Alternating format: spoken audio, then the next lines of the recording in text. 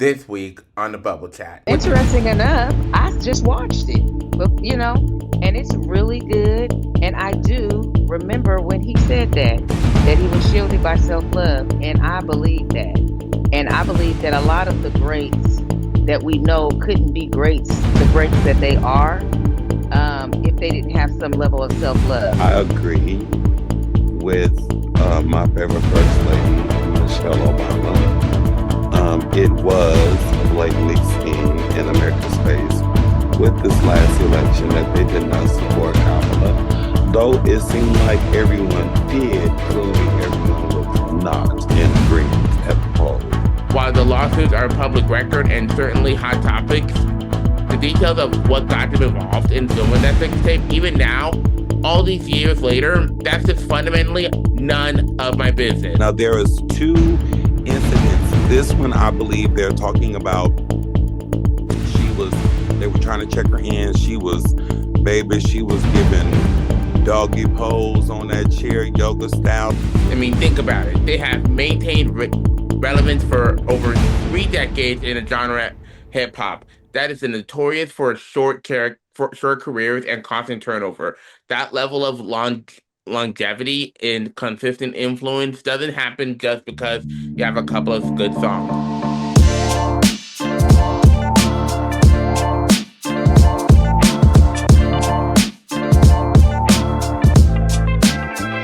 Hey there, and welcome back. You're tuning in to the Bubble Chat, the weekly podcast where we jump right into the things everyone is talking about. From stuff making headlines internationally to the viral clips your coworkers keep sending you. I'm your host, Jawan Johnson, with my uncle Adonis and my cousin Empress as our guest co-host today. And if you feel like you need a translator for the modern world, you've definitely found the right place to land. This show is all about pulling back the curtains on the things that shape our daily conversations. We're not here to just skim the surface. We're diving past the clickbait and the sound bites to figure out why these stories matter and how they impact us, even when we don't realize it. We look at the latest in culture, tech, politics, and a little bit of everything in between, trying to see the forecast and the trees. I mean, sorry, damn. Should I run that back? Let me take it back. Okay, you want me to start when we look at the latest? Okay. Yeah.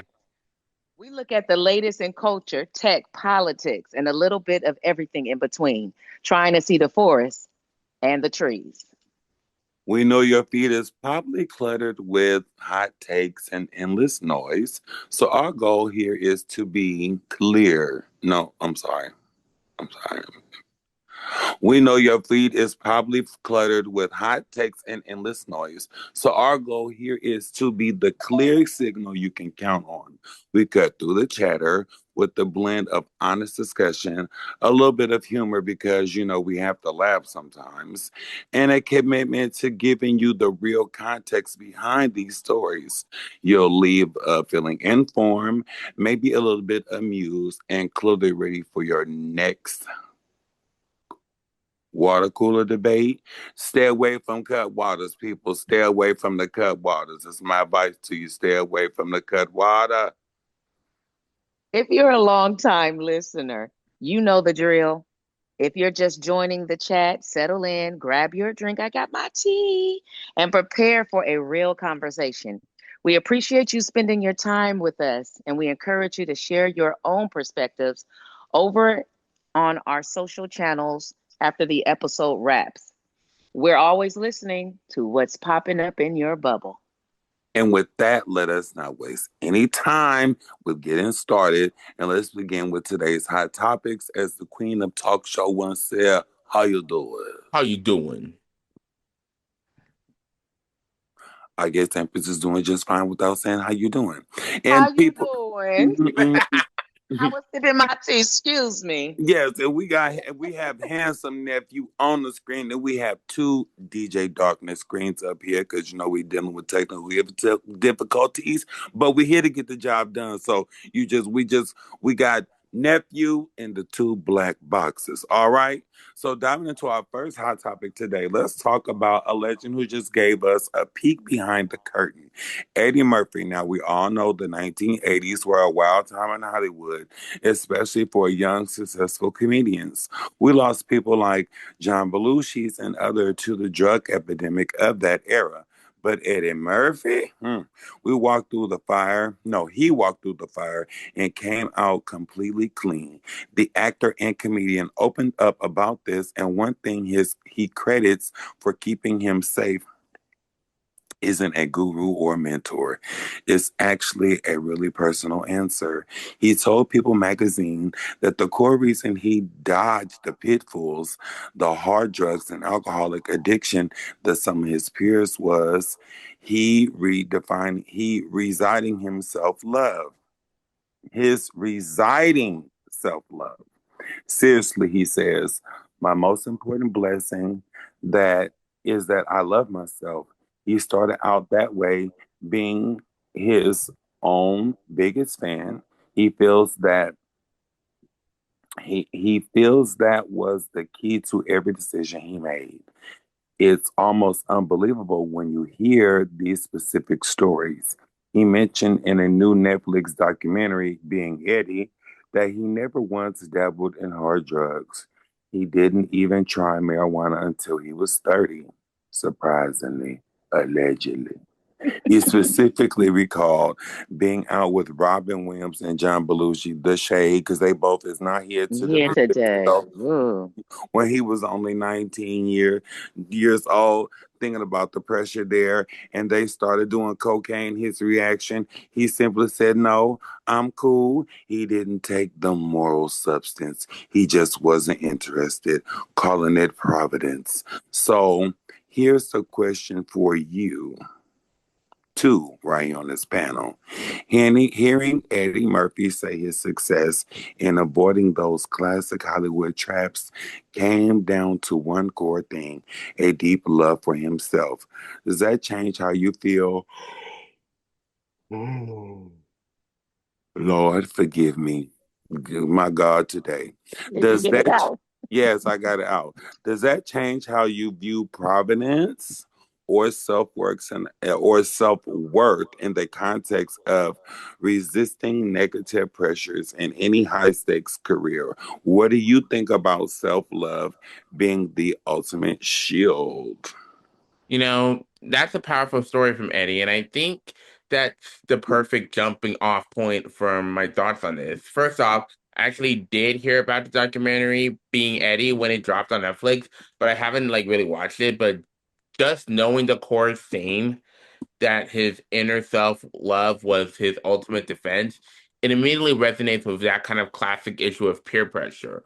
We would hear about young people giving in to drugs, especially in high pressure environments like Hollywood in the 80s or even at college campus. So often it's driven by the desire to quote unquote feel cool or to fit in. They might not experience the negative side effects immediately and they think, I'm fine, this is the culture, but the consequences eventually show up, sometimes tragically. You know, I've educated myself on drug usage since health class back in seventh grade. That education stuck with me, and I made a personal commitment to be drug free and teetotal. And when I say teetotal, I mean no alcohol either. Even even when I hit the legal drinking age of I think 21, I stuck to that personal choice. It's about setting a boundary for your own life and respecting it. So yeah, and also too, I think the key is communication, which Eddie Murphy modeled back then, and which I did in college. Whenever I went to a friend's party, I just let someone know trustworthy, hey, just a heads up, I don't consume any alcohol or take any drugs. And honestly, my true friends were incredibly respectful of those preferences. But sadly, we see millions of news reports about college students who die from drug overdoses at parties, but the consequences are always fatal. They can be academic, like expelled, or legal, like being arrested. So I think the main takeaway here, echoing Eddie Murphy's journey, but applied to everyday life, is that your self-worth is your shield against peer pressure. If you meet new people or join a new group and they pressure you to compromise your boundaries, remember that classic saying, When someone shows you who they are, believe them. If someone pressures you to do something you don't want to do, that person is not your friend. A real friend respects your choices. End of story. That's how Hmm. I feel. Okay. Okay. Well, What you interesting enough, I just watched it, but and it's really good. And I do remember when he said that he was shielded by self-love, and I believe that. And I believe that a lot of the greats that we know couldn't be greats, the greats that they are, if they didn't have some level of self-love. Now, there's levels to it, and I watched Eddie Murphy. He seems like he's really, aligned with himself in a way that he protects himself, and that he don't want to mess up. He didn't want to mess up the good thing he had going, which is why his life is so extraordinary, despite all the things he had to go through. And so I think that self love is a shield. And if you do love yourself in a way that protects you, then you can and you will go on and do whatever it is you came here to do. And so, yes, I say go ahead, Eddie, for that.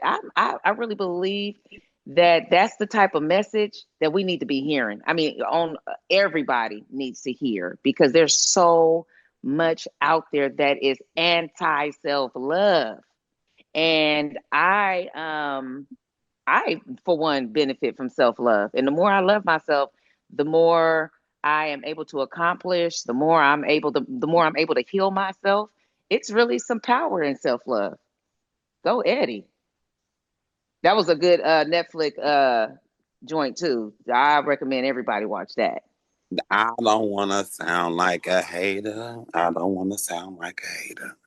But do y'all remember Eddie Murphy had a #1 hit with Rick James, and we all know he was the godfather of cocaine. Oh yeah. And the song was called Party All the Time, Party All the Time, Party All the Time. That's all I got to say. That's all I got to say. But Just remember, just remember, he made the cocaine anthem with the Cocaine King. That's all I'm gonna say. That's all I'm gonna say. well, Rick James came across as somebody who really loved himself. I Look don't know and about look and look, and Rick ain't here to defend himself. But Rick said, I got this nigga on the mic with the plate. Here it is. He said, "Here it is," with his Robin and right. John, he said, Robin and John, I got your back. He was on the track with me. Ooh, they lived some good lives. I mean, Eddie just said no first. He said yes to recovery. I guess there's other vices Mm-hmm. that Eddie didn't say no to. We just won't never know. Mm-hmm. Mm-hmm. Oh, hold on, hold on, because I feel like that's the next line's on me. Hold It on. is. Okay, okay, okay. Is America ready for a woman president? Mm. Okay, let me ask that question again. Is America ready for a woman president? Mm. Question mark. Okay, switching gears from Hollywood resilience to political reality. Okay. Our next topic centers on some recent, very candid comments from former First Lady Michelle Obama. She was speaking with Tracy Ellis Ross, and the conversation turned into a big question that always floats around: is the U.S. ready for a female president? According to the article from TMZ, her answer was pretty straightforward. No, America isn't ready for a woman president. In fact, she suggested that people who claim they are ready and act are excuse me. In fact, she suggests that people who claim they are ready are actually lying. She Mm. brought the results of the 2024 election up, where Donald Trump secured a victory over Kamala Harris, as proof that the country still can't handle a woman taking reins. She believes a major obstacle is a significant portion of men who simply cannot imagine falling lockstep behind a lady. It's a deep seated cultural resistance she's pointing to. This is interesting because Michelle Obama's name is often floated as a potential future candidate. Ooh, especially for the 2028 election. But she has previously called running for the highest office unthinkable. I can't even imagine her doing that, citing her desire not to thrust her kids back into the spotlight. So here's my question for you. Given the 2024 election results she cited and her blunt assessment that the issue is rooted in some men being unable to follow a female leader, do you agree with Michelle Obama's view that America is fundamentally not ready for a woman president? Or do you think the issue is more about specific candidates and political platforms? Let's hear what you think.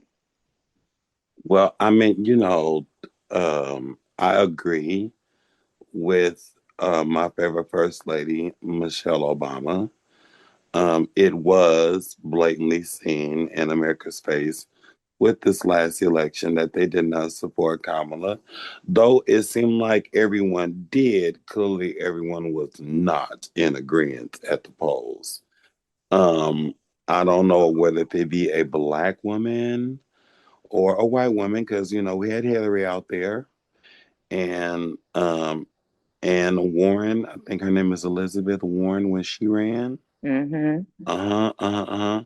So,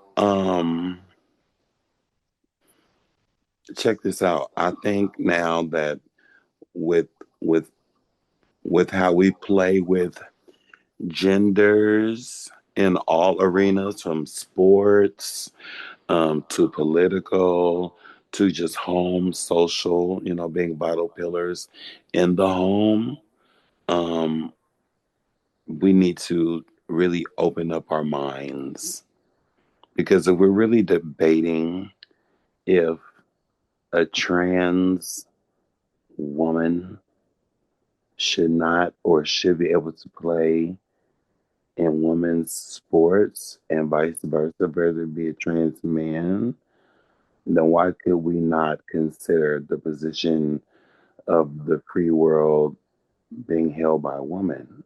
If that be the case, why not? We have a prime minister woman. I don't know what country, but it's a lady out there running her little world, her little country out there doing her thing. It's a few women out there, that are running their world, in their country. And so I'm open to it. I'm not against it, because look what these niggas got us thus far. Look what a dick and balls got. Throw some coochie juice on it. That's Ooh. that's a really impactful point Michelle Obama has made, and it connects directly to some observations I've had, especially thinking back to when Trump was first elected in 2016, and then again last recently defeating Hillary Clinton and Kamala Harris respectively. And from my own experience, I've often felt that when people vote for a candidate like Trump, it's sometimes without doing a deep dive into what his actual policies and impact might be. They might be voting on emotion, a particular slogan, or a general dissatisfaction rather than a thorough understanding of that platform. And now, especially this year, we are seeing those very supporters starting to express remorse. You hear them saying things like, "This isn't what I voted for," or "I didn't realize it would be like this." Like, to me, that's the tough pill to swallow, because frankly, they were warned. The information was out there. The potential consequences were discussed, and they ultimately got what they voted for. There's a level of accountability that needs to be taken for those choices. So, but what Michelle Obama said about the U.S. not being ready for a woman president yet, that that's the that's the part that really sticks with me, because that's something that I really wanted to focus on this topic. That yet holds so much power and potential. It's not a definite definitive never. It's an acknowledgement of a current barrier that can and hopefully will be overcome. It reminds me of other historical breakthroughs. Are black female astronauts today? Absolutely, yes. In fact, Mae Jemison became the first African American woman to travel into space, a truly monumental achievement. But were there any at first? Nope. No. There was a time where that idea seemed impossible and still ill is to this day. And yet, through perseverance, breaking down barriers, and changing perspectives, it became a reality. So, While we may not be ready yet, that yet leaves room for progress, for education, and a shift in how society views women in the highest positions of power. It's a challenge, not a dead end. So, yeah. Mm-hmm. What you Well, think? yeah, that yet is very promising, and I definitely think that that America is ready for a woman president. I think that the question is what woman, because it can't just be Mm, any kind of woman running America. I mean, she's Not really Caitlyn. not Caitlyn. Who Caitlyn? Okay, Bruce. Not Caitlyn. Not Not Caitlyn. not Hell not, no, not not Caitlyn. the real not the real CB. Not the real See, that's CB. the problem. Them men want to be like, I don't want to be a man. I want to be a woman and I want to run as a woman president. No, sit down. Sit down. Actually, have several seats because you know what I think is that we've had enough of is especially white men being able to be whatever they want to be Mm-hmm. at any given Mm-hmm. time just because. No, I'm sorry. Game over. And the woman is going to step up, like all great leaders. That woman is being uh, groomed right now Yes, and prepared to take leadership in this country. And we are all, by way of this conversation, sending that vibration to whatever child or young adult or woman that sits out there that's being groomed by God to run this country. And I can't wait. that's right. Because anything is possible in America. Anything. This Ain't that what they say? this is the land where dreams come true. All Okay, right, let's let's see. continue our hot topic with a piece of news. Oh, hold on, Empress. Do you have anything you want to say? Oh, no. Mm-mm. Okay, just like because I feel like I interrupted you on purpose. Oh, no. You good. All right, I didn't. Okay, so anyways, let's continue on with our hot topics with a piece of news that has the celebrity gossip channels and the legal world on fire. We're talking about the ongoing drama between Ray J, Kim Kardashian, and Kris Jenner, which is now heating up in court.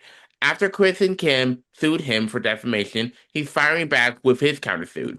The core of his claim, the core of his counterclaim, as reported by TMZ, is explosive. He alleges that Kim and Kris were not just aware of this infamous 2003 sex tape, but they were both fully in on the release and the commercial exploitation of the film. According to the new legal documents, Ray J claims that after he and Kim consensually shot the tape, they discussed releasing it in 2006, and Kim allegedly insisted that Kris Jenner take charge of the commercial release. Ray J suit claims that four that for the past 2 decades, Kim and Kris have been peddling the false story that the sex tape was leaked against her will. He believes they are furious and that he no longer wants to play along with what he calls their tall tale. The whole situation is layered with legal drama, including a past settlement agreement with where Kim allegedly agreed to pay Ray J $6 million and stop mentioning the tape on the Kardashians. Ray J claims that Ray J claims they violated that agreement almost immediately. Kim and Chris's lawyer, Alex Spiro, dismissed Ray J's latest move as a disjoint, rambling distraction. Excuse me, from someone who knows he's losing his case. So here's the question for you all. Ray J is essentially claiming that the leak was a premeditated business move to launch a career. Do you think that this is the latest legal maneuver from Ray J is a desperate attempt to defend himself, or aimed does his claim that the sex tape was a negotiable business deal run by Kim and Kris ring true for a family known for their media strategy? Well, I don't know why he would lie about that. Now, if there's a tape, now clearly it was consensual, and whether or not the conversation was had, she was totally okay and benefited from the leak of that tape. So my whole thing is okay. And I think this is all just, these celebrities who have to keep on, staying ahead and staying relevant, actually staying relevant.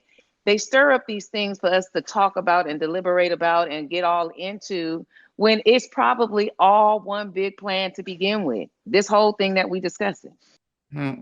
Well, while I wait for honest, I want to say this situation is a classic example of a story that just keeps cycling back into the news cycle, and it raises so many interesting questions about fame, business, and ownership of one's narrative. When I look at this case, I see two very different versions of reality being presented through two lawsuits. On one side, you have Kim and Kris Jenner suing Ray J for defamation, essentially claiming he's lying about the origins of the tape and its release.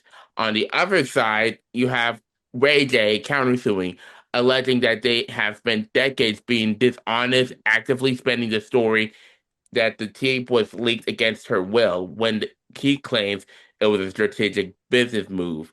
It's it's a complete flip of the script. So what really makes me pause and think about this case is the fundamental question of how the tape was even leaked to begin with. When that tape came out, I was really young. My little brother was born, and I was really young, too young to even understand the concept of pornography or sex. So I don't have that context of the initial public reaction. And honestly, while the lawsuits are a public record and certainly hot topics, the details of what got them involved in filming that sex tape, even now, all these years later, that's just fundamentally none of my business.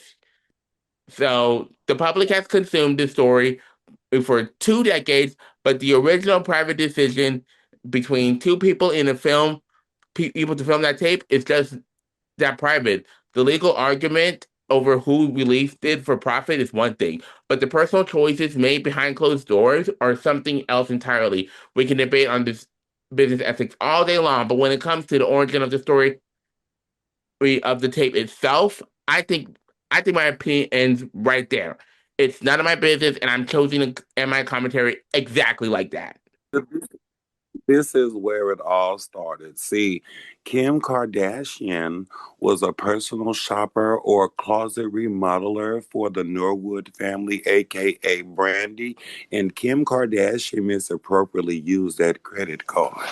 So then it became the conversation between King mothers, which was King Norwood and King Chris. So when Norwood said, "Bitch, I'm about to take you to the cleaners," Chris said, "Hold it, bitch.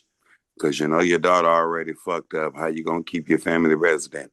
Now my daughter Mm-mm. one for the whole team, for the whole industry. Are you ready to do this? And them hoes collaboratively came together. And when they did that sex tape, that was supposed to catapult the career of Kim What Kardashian. I say? What I say? As it did. What we did not Thank you. know at that time is that Kris Jenner had Ryan Seacrest in her motherfucking back pocket, along with Harvey Ass from TMZ. Mm. And that's how we got what's going on today. It's all players in the game. It's all, and it's not it is not checkers, baby. It is chess. It's And if chess. and if you pay attention to All's In, that is on what's that, FX or something like that? No, it's not on FX. It's on Netflix, Hulu. They're That all is in. that is Kris Jenner Productions. What?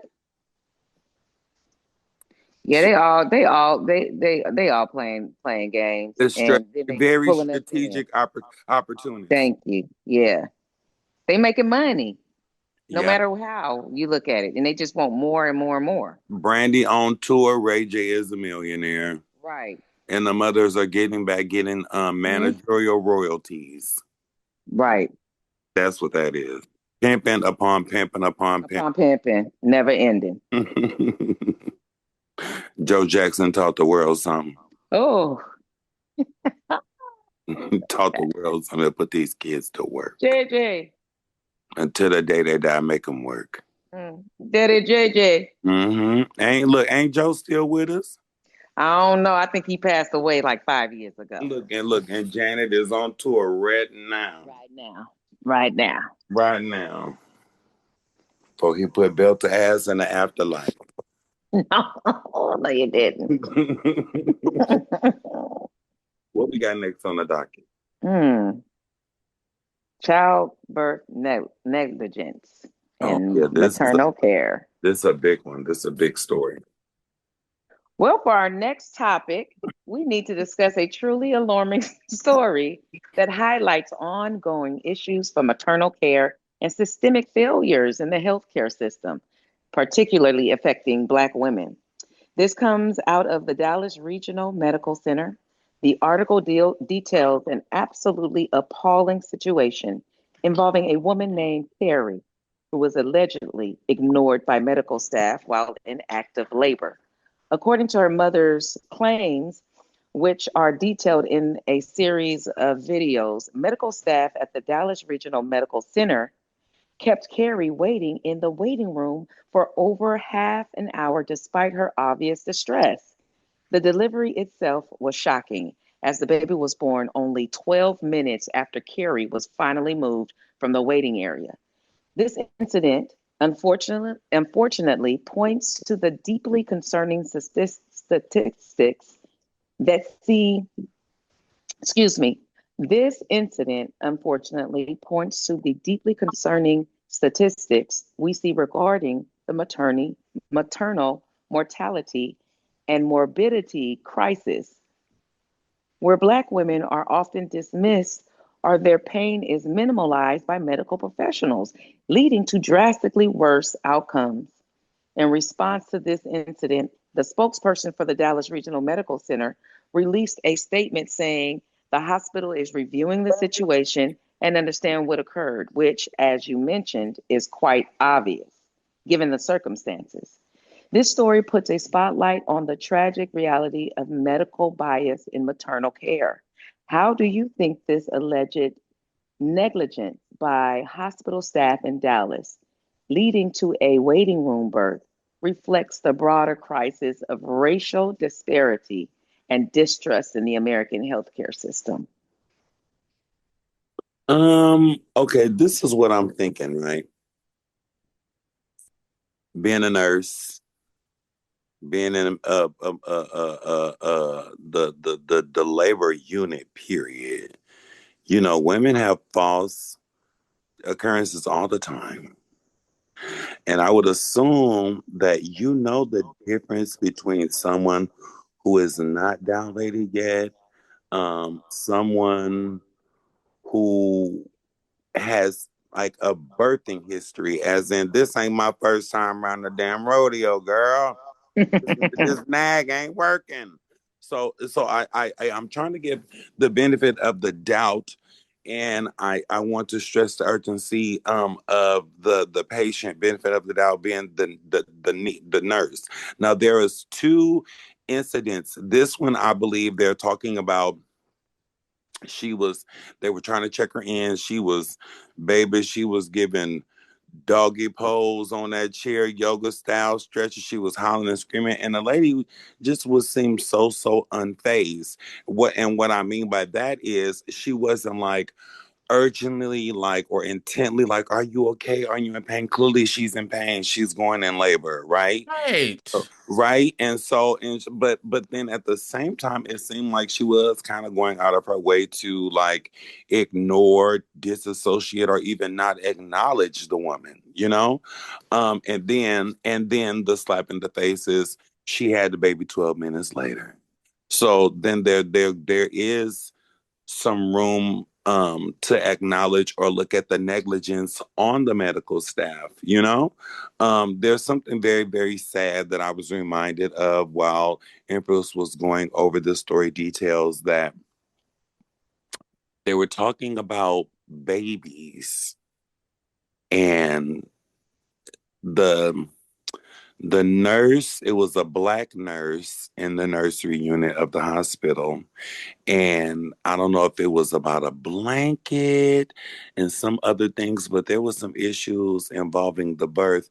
And the white nurse told the black nurse, "Black babies are strong." And the reason why she said that was because it was in response to her not giving the child the blanket, Mm. not being That it can handle the attentive to the chill? baby. And she was like, "Black babies are strong." Are they just naturally warm? Like they don't need no I blankets? bet, baby. Look, I guess she said, look, mind your business. Let her. She got it. So, but that stayed with me. And as you were reading the story, I was reminded of that. How they like that's the insult of flattery. You're telling me that I'm strong. That's I'm flattered. Thank you. But the insult is you're saying that I'm so strong that as an infant, having hours upon minutes of life, you won't give me a blanket. Hmm. Mm-hmm. I actually went and watched that video. I actually watched it a few times. And to call the way that the staff handled the situation disgusting is an absolute understatement. Every detail you just laid out confirms that the staff involved were not only unhelpful, but actively obstructive to a woman in medical crisis. And my immediate thought is, are you fucking kidding me? Like, the lack of basic human decency is shocking. Think about the facts the mother shared in her follow-up. A nurse allegedly told them that the parking spot was reserved for ambulance, forcing them to park in the front instead of recognizing an emergency. And when the mother asked for a wheelchair for a woman in labor, they were flippantly told to check by the vending machines, and there was no care there. The most infuriating part, even with the baby getting ready to crown, the most critical sign of immediate delivery, the staff allegedly insisted that they couldn't help until papers were signed to prioritize bureauc- bureaucracy and paperwork over a life or death emergency is absolutely inexcusable. First off, the fact that the nurse would even have the goddamn gall to be so callous over Carrie's screams as her contractions grew stronger is Mm-hmm. appalling. And of course, that baby was going to come out in any second. The absolute least that the nurse could have done was provide immediate medical attention and then sort out the insurance and paperwork sometimes after the baby was born safely delivered. But at any point, there is no excuse for overlooking the clear medical emergency of a woman in active labor. And I am incredibly thankful that the baby is doing okay. Though I understand that there were some complications, specifically a bowel movement in the sac, which require monitoring. But the sheer tear, go ahead. I said, "Oh Lord, you said the bowel movement and the baby, Boy. Because that's the baby took a poo poo in the water before it came out. a poo poo in the pamper on the delivery table." But the sheer terror is this. The sheer terror and stress that Carrie and her mother had to endure was hell on earth. Those complications are and the extreme stress levels could have resulted in a far worse tragedy. And let's face it, pregnancy and delivery costs in this country are astronomical, and healthcare premiums are constantly and continually skyrocketing. And I know Carrie's mother absolutely did not agree to pay hundreds of thousands of dollars, maybe more, for this kind of negligent, dangerous treatment. So I know for a fact that the evidence of the situation, especially that video posted on TikTok, is more than enough for the nurse responsible to not only be fired, but have her license revoked to the point where she would never step foot in the hospital setting or medical setting for that matter ever again. Even if she chose to resign first, every member of that unhelpful staff needs to be fully held accountable. And honestly, if I were the mother right now, I would be filing a lawsuit immediately. While I'm not a legal expert or a lawyer, this situation is a clear case for both medical negligence and severe emotional distress. They put both the mother and the baby at unnecessary and severe risk, and that needs to be addressed through the full force of the legal system.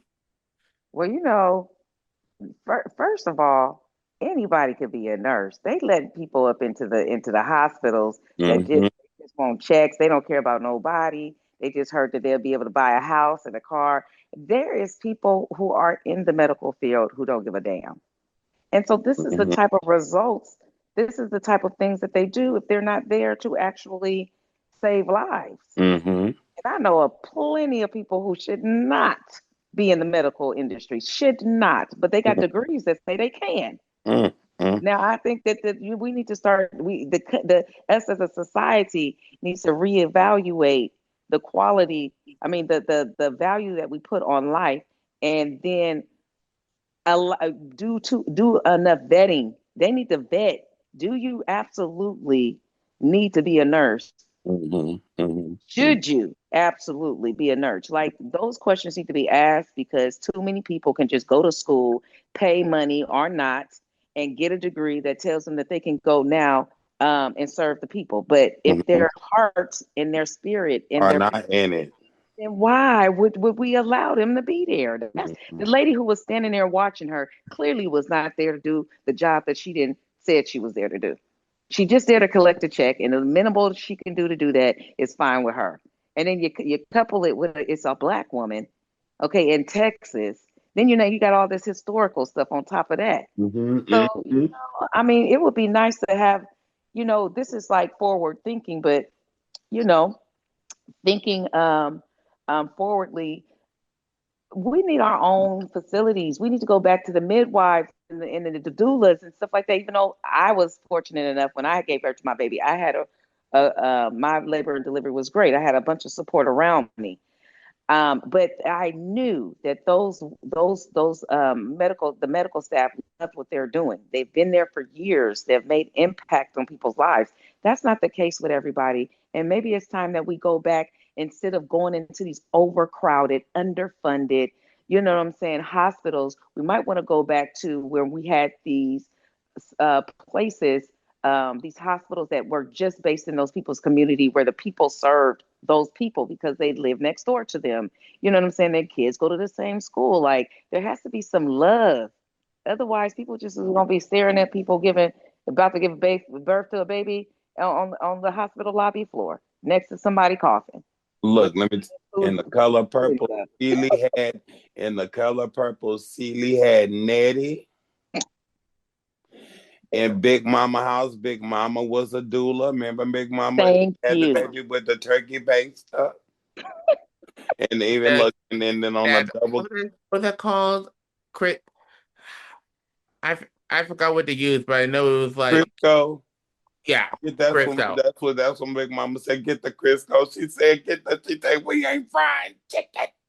And then on Martin, the TV show, remember they delivered the baby?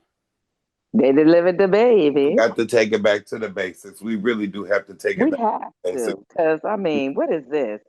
Now you're looking like a doggone robot up there working in the hospital. Well, it's gonna happen if we keep on, just Mhm. letting AI be our nurses. Calloused healthcare. That's what Thank, it would be.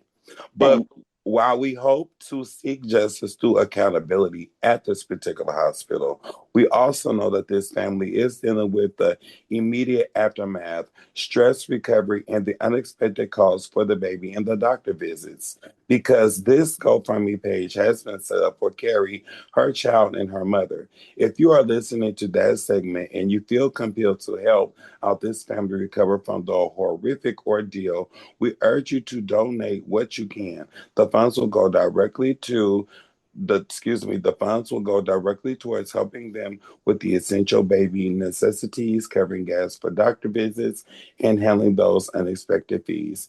We'll make sure to add the link to the GoFundMe page that is prominent in our show notes for this episode. Every little bit helps to lessen the burden on this family after what they were forced to endure. You have our condolences here from the Bubble Chat panel. you. Mm. hmm Now, let's keep it hot and funky. We have something much more deserving on our final hot topic slot today. It has been a long time coming. We are talking about the music history, Salt and Pepper. We are Hey, finally being inducted into the Rock and Roll Hall of Fame. come on, about time. 1935, according to the article from the Rolling Stones, the pioneering female rap group made up Salt and Pepper, and DJ Deandra Spinderella Roper is set to join the ranks of the music royalty. This is a massive moment because they are not just hip hop legends. They fundamentally changed the landscape of popular music and fashion. They were true game changers in the late 80s and the early 90s with hits like Push It, Shoot, and Let's Talk About Sex. And their induction acknowledged their critical role in bringing female perspective and empowerment to a genre that was and often still is dominated by men. The selection process considers their lasting impact, influence, and honestly, for a group that broke up so many barriers and delivered so many classics, many feel this honor is long overdue.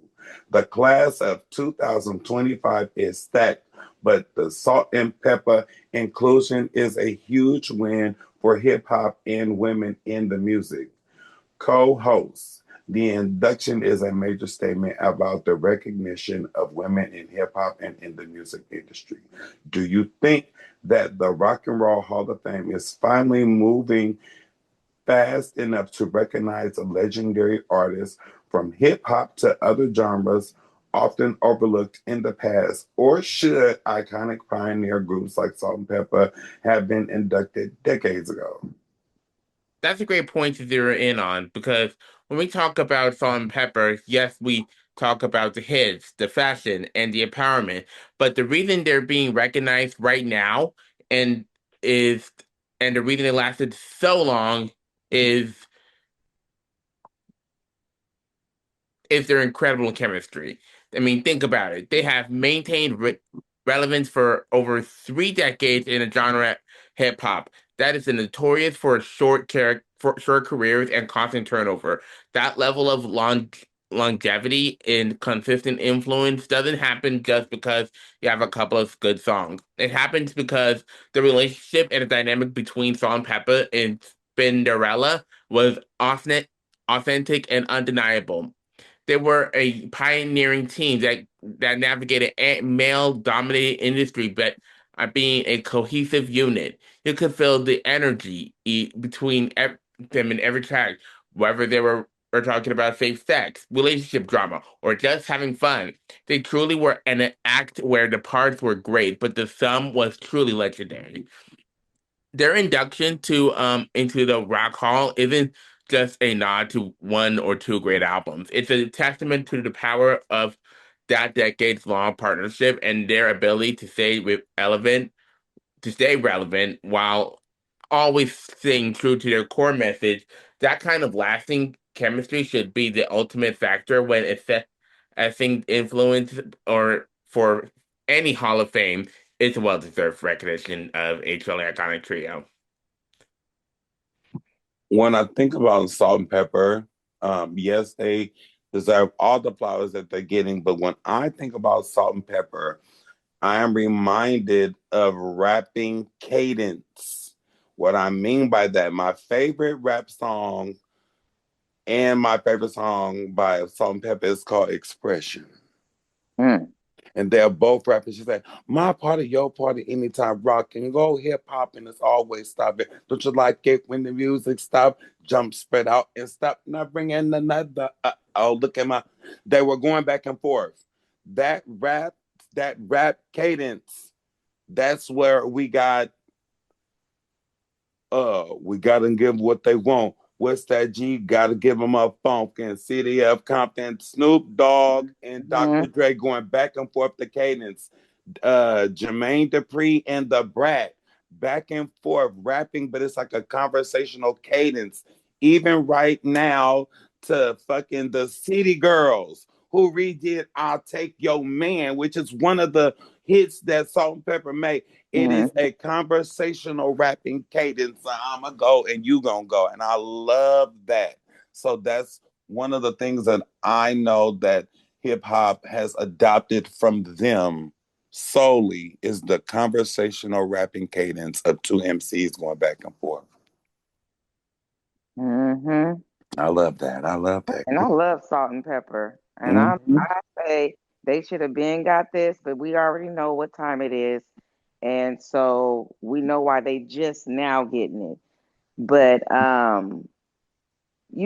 feel like this is, it's the Hall of Fame, but it's also very much their Hall of Fame, and Mm, they already been in our Hall of Fame. That's that's why right. we praise them the way we do, and we remember them the way we do.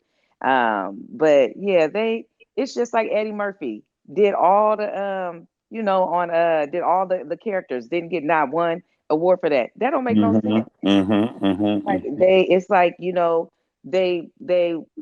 it's like they meaning those who hold. the power in those award Mhm. platforms. They pick and choose. It doesn't necessarily mean nothing. I think the Right. biggest award you can get is from the very people who love and appreciate you and support you. That's the to me that's the value. All this other stuff is fake. That's right. And I'm glad they in there though, but they've been in there. That's right. That's right. Been, queens have been had crowns that have been in ring. Period. Thank you. Okay. Now, before we take a quick Oh, break, I was gonna say that. oh, take go ahead. Go ahead. Go ahead. Um, yeah, but before we go to our break, we want to take a moment to offer our deepest condolences to the friends, family, and community of the anime cosplayer known as Ashley or Ash or Squid Kid 1111, who tragically passed away after reportedly taking her own life. Ash was a cherished member of the cosplay community known for their elaborative, creative, and outlandish cosplays that often paid beautiful humans to the anime and Japanese culture. There is no words to describe how heartbreaking it is to learn that Ash was reportedly targeted by severe cyberbullying and harassment, particularly based on the color of their skin, simply for participating in a hobby that they loved. And the internet can be an incredible place for a community, but it can also be a truly cruel environment. And this devastating loss is a reminder of the real world tragic consequence of online toxicity and racism. Mm. If you or someone you know is struggling with thoughts of suicide, self-harm, or is in emotional distress, please reach out for help. You are not alone. You can call or text 988, which is the Suicide and Crisis Lifeline, available 24/7. We'll be right back after the break.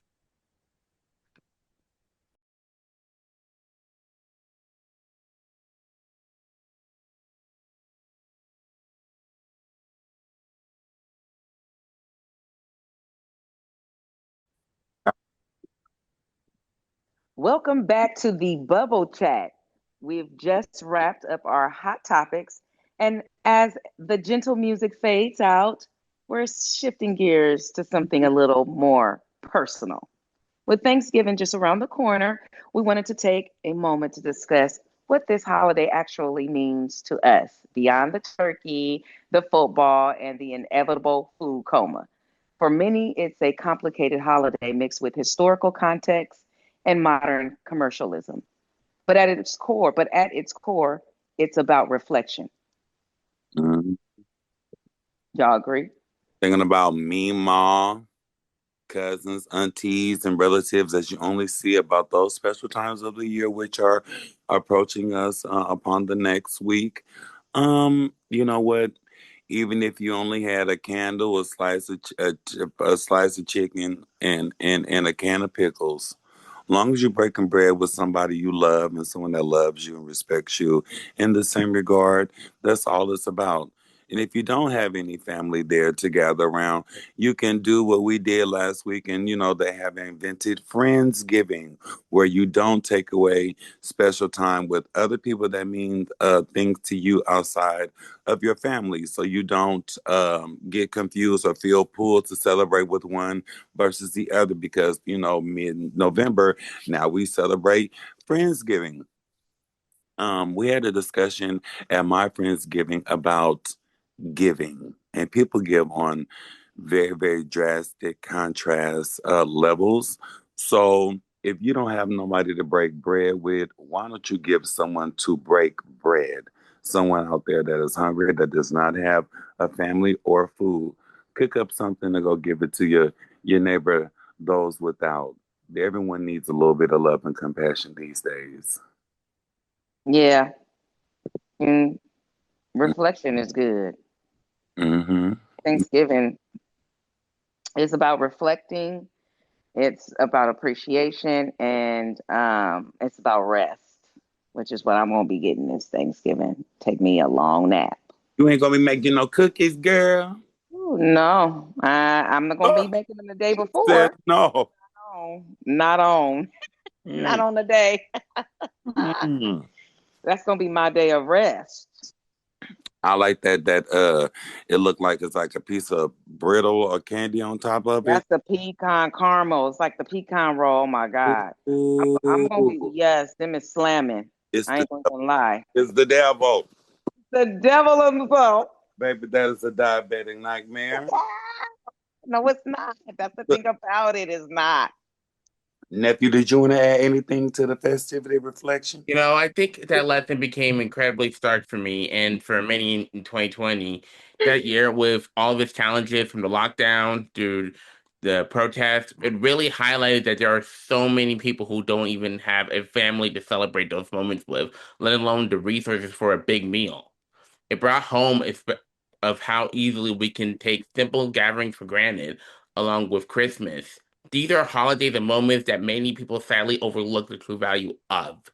So Thanksgiving to me is precisely the time when we as a family truly shift our focus onto the important things that matter most. It's about still being there for each other through thick and thin. Being it's about still being there for each other.